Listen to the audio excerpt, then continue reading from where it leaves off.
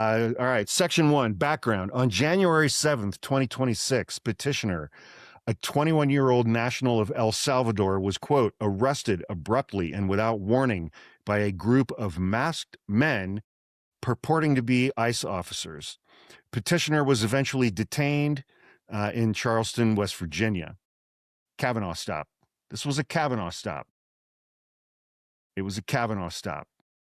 They stopped him because of how he looked and who and what he looked like.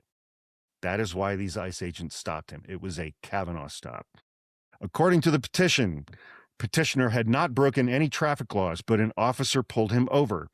When the petitioner asked why he had been pulled over, he was told by the officer that there was a plastic cover on the license plate of his vehicle, which is not illegal, and his tags were valid.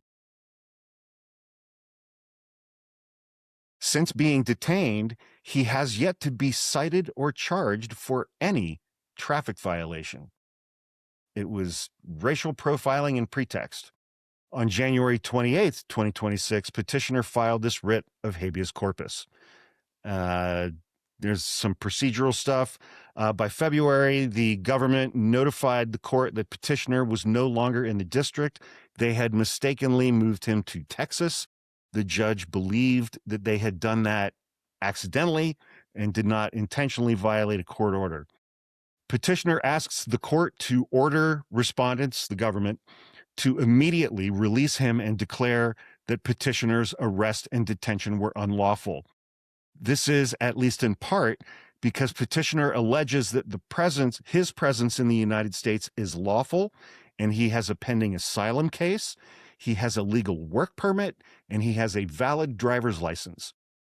Nonetheless, petitioner was allegedly stopped for a traffic violation for which he was never cited. Abruptly, as it is described in the petition, he was arrested by, quote, a group of masked men who got out of an unmarked black Ford Explorer that did not even have a license plate. So they pulled him over for having a plastic cover over his license plate, and the vehicle that they were driving when they pulled him over did not have any license plate, and they were masked. They were unidentified. The vehicle was unidentified. The stop, arrest, and detention, petitioner alleges, violate multiple constitutional, statutory, and regulatory protections, including Fourth and Fifth Amendments, Immigration and Nationality Act, its implementing regulations, yada, yada, yada. On February 2nd of this year, the government responded to the petition and moved for dismissal based on several legal theories, most of which have already been rejected by 4 judges in this district. On February 19th, the court convened for a show cause hearing. Counsel for the state responded, counsel for the government, and counsel for the petitioner were present. The petitioner himself was also present. At the show cause hearing, counsel presented opening statements to the court. Petitioner's counsel offered arguments identical to those in his brief, as did the government. They offered no further argument. In response to the court, the government conceded that it did not dispute the factual allegations as alleged in the petition.